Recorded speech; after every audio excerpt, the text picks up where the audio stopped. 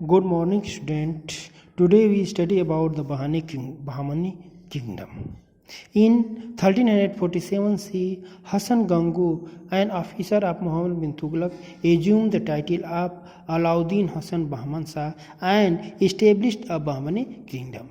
बच्चों, जैसे कि हम अभी पढ़ा रहे थे विजयनगर राज, जैसे ही मोहम्मद बिन तुगलक का शासन कमज़ोर हुआ,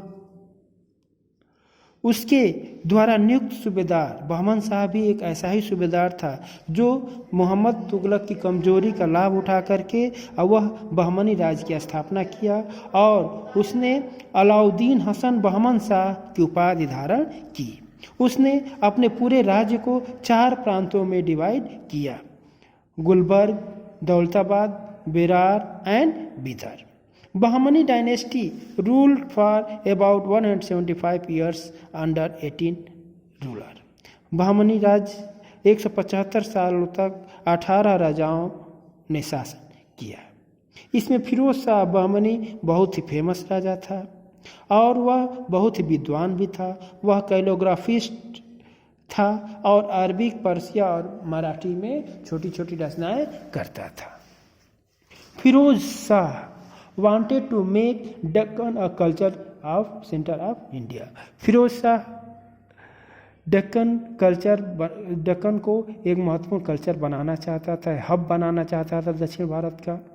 और many learned men and scholars came there from different part of India and abroad. अब बहुत से लोग विदेशों से, दूसरे जगहों से इसके राज्य में आए और इस प्रकार से वह बहमनी राज विद्वानों का एक सेंटर बन गया। उसने दौलताबाद में एक ऑब्जर्वरी बनवाया।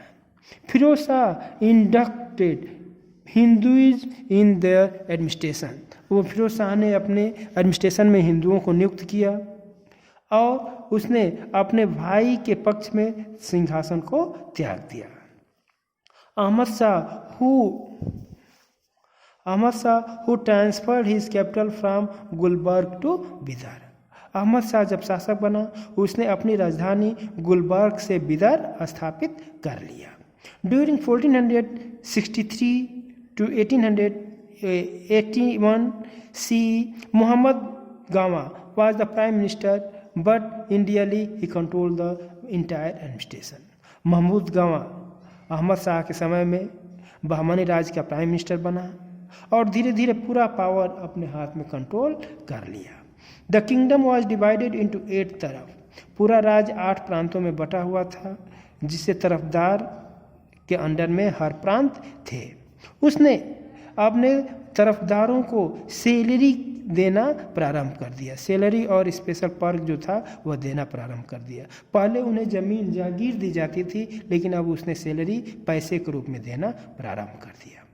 उसने गुलबर्ग में एक मदरसा बनवाया जिसमें हजारों स्टूडेंट पढ़ने के लिए आते थे, रहते थे, खाते पीते थे। The Bahmani kingdom was a culture bridge between north and south India. इस प्रकार से बहमनी राज उत्तर और दक्षिण भारत के बीच में एक पुल का काम किया, कल्चरल ब्रिज का काम किया। इसके बाद से हम लोग अहोम राज्य के बारे में पढ़ेंगे। The Ahom originally belongs to Mongolian tribe of Burma. They consolidated their kingdom in the eastern Brahmaputra Valley, that is areas of North Bengal and Assam. वह असम और नॉर्थ बंगाल का एरिया था। The name Assam is derived from Ahom. यह जो असम नाम था वह अहोम से डिराइव हुआ था। Kamarupa was another kingdom there. Kamarupa दूसरा राज्य था जो उसके बगल में था। Most of them are Hindu kingdom. और इधर के जो भी राज्य थे वो हिंदू राज्य थे। Nusrat Shah of Bengal wanted to capture this kingdom. और बंगाल का जो नुसरत शाह जो मुस्लिम राजा था, इन हिंदू राजाओं के ऊपर आक्रमण करके उसे अपने राज्य में मिलाना चाहता था। ड्यूरिंग दिस, लेकिन उसकी यह इच्छा पूरी नहीं हो पाई। During this period Ahom was ruled by Suhung Ming. इस समय सुहुंग मिंग अहोम का राजा था। He made Ahom a very strong kingdom and it was given the name Assam. और अहोम को वह एक शक्तिशाली राज्य बनाया और उसे वह असम नाम दिया। This dynasty rule for more than 600 year. यह डायनेस्टी 600 सालों तक शासन किया। ओके बेटा, thank you, have a nice day.